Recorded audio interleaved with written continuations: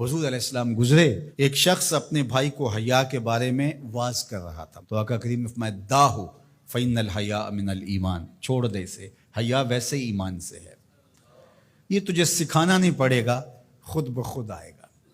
تو حیا ایمان کے ساتھ جڑی ہوئی چیز ہے، ایک چیز آئی تو دوسری چیز بھی ساتھ ہی مل گئی۔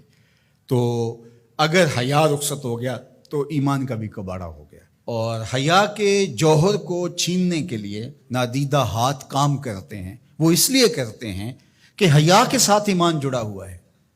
جب حیا باختہ ہو جائیں گے تو ایمان سے بھی ان کو خالی کر دیں گے۔ ان کو یوں کہنا کہ تم کافر ہو جاؤ، اسلام چھوڑ دو، کوئی بھی نہیں کرے گا۔ تو بہتر نہیں ہے کہ ان کو حیا سے خالی کر دیں، تو وہ ساتھ پیچھے ساتھ ہی چلی آئے گی چیز۔ تو اب دشمن کی یہ چال یہ ہے کہ یہ مسلم کافر تو نہیں ہوں گے، لیکن اس طرح کیا جائے کہ ان کو مسلمان بھی نہ رہنے دیا جائے۔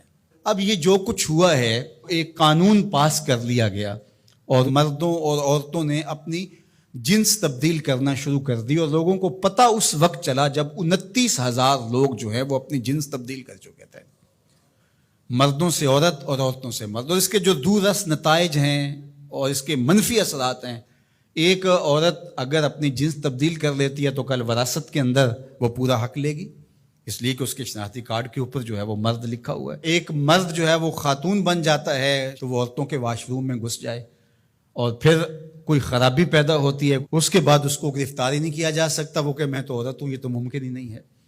تو بتاؤ کیا ہوگا؟ معاشرہ کس سمجھ جا رہا ہے، کس رخ پہ جا رہا ہے؟ یہ ہم نے کبھی سوچا تھا؟ جس معاشرت کی اصطلاحات میں حیا آتا ہے، جس معاشرت کی اصطلاحات میں تقوی آتا ہے، جس معاشرت کی اصطلاحات میں عفت، پاک دامنی، اس طرح کی اصطلاحات ہیں جس قوم کی، اس قوم کے ایوان بالا میں اور ایوان زیری میں یہ قرارداد آتی ہے، پھر باقاعدہ یہ قانون کا حصہ بنتا ہے، اور پھر باقاعدہ عملی تنفیذ ہوتی ہے۔ اور جن این جی اوز نے کروڑوں نہیں اربوں روپے اٹھائے ہیں، وہ رپورٹ پیش کرتے ہیں کہ ہم 29,000 کے فگر تک پہنچ کے اور آگے بڑھ رہے ہیں۔ شب خوں مار دیا جاتا ہے، لوگوں کو پتہ ہی نہیں چلتا۔ جو 22 کروڑ عوام نے نمائندے بھیجے تھے، وہ اتنے بے خبر تھے کہ وہ وہاں بیٹھ کے جو ہے وہ چائے کے کپ کی چسکیاں لیتے رہے اور ڈیسک بجاتے رہے، انہیں پتہ ہی نہیں کیا ہو گیا۔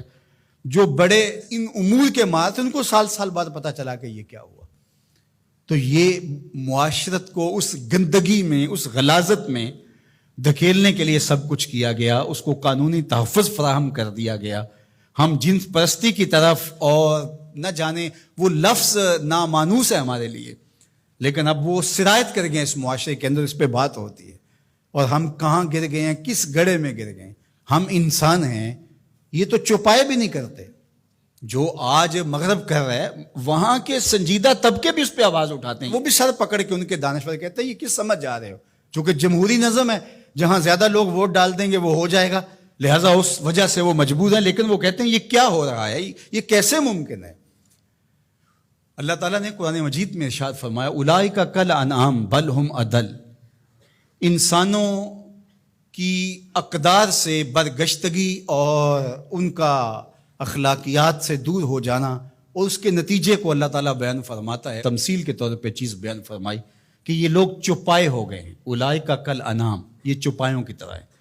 آگے فرمایا بل ہم اضل، بلکہ یہ چوپایوں سے بھی بدتر ہو گئے ہیں۔ آپ نے کبھی نہیں دیکھا ہوگا کہ کسی نر چوپائے نے نر چوپائے کے ساتھ جفتی کی ہو۔ جب جنسی خواہشات پیدا ہوتی ہیں تو وہ اپنی مادہ کو تلاش کرتا ہے، کبھی نر سے جفتی نہیں ہوا ہوگا۔ لیکن انسان جب اخلاقیات سے گرتا ہے تو وہ اتنا گندا اور بدتمیز ہو جاتا ہے کہ یہ تمیز بھی ختم کر دیتا ہے جو چوپائے بھی رکھتے ہیں۔ تو یہ ہے چوپایوں سے بھی بدتر ہو جانا، غلیظ گندا عمل قوم لوط اس کی زندگی کا حصہ بن جاتا ہے۔ اور بندے کے پلے بچتا کیا ہے، اس کے پاس رہتا کیا ہے جب وہ اتنا غلیظ ہو جائے؟ اس کی روح بھی زخمی ہو جاتی ہے، اس کا باطن اور ضمیر بھی داغ ہو جاتا ہے جب اس کی نظر میں غلاظت آتی ہے، اچھی جائے کہ وہ عملی طور پہ غلاظت کس درجے پہ پہنچ جائے۔ تو یہ چپایا نہیں قرآن نے کہا، بلکہ چپایوں کے ہاں بھی ایک تہذیب کا درجہ ہے، اس کو کراس وہ بھی نہیں کرتے، لیکن یہ چپایوں سے بھی بدتر ہو گئے۔ تو کیا جو چپایوں سے بھی بدتر ہوں گے اس کا تتبع کریں گے؟ جو چپایوں سے بھی گندے ہو جائیں گے، کیا وہ ایک انسانی معاشرے کا شعار ہو سکتا ہے؟ اور کتنی بدبختی یہ ہے کہ اس طرح کے قانون دنیا کی پارلیمنٹس کے اندر جو ہے وہ پاس کیے جائیں گے، باقاعدہ حکومتیں اس کو سرپرستی فراہم کر رہی ہوں گی۔ بد تہذیبی کو تہذیب قرار دے دیا جائے تو اس سے بڑی بد تہذیبی کیا ہے؟ گندگی کو، غلاظت کو اگر گلاب کہہ دیا جائے تو اس سے بڑی بد تہذیبی کیا ہوگی؟ تو یہ معاشرت کی گندگیاں ہوتی ہیں، لوگوں کے ذہن کے اندر پنپنے والی گندگیاں مجسم روپ میں آ جاتی ہیں، اور وہ معاشرہ پھر انسانوں کا معاشرہ نہیں رہتا، وحشیوں کا معاشرہ ہو جاتا ہے، بلکہ وحشیوں سے بھی بدتر معاشرہ ہوتا ہے، بل ہم عدل کا عملی روپ بن جاتا ہے۔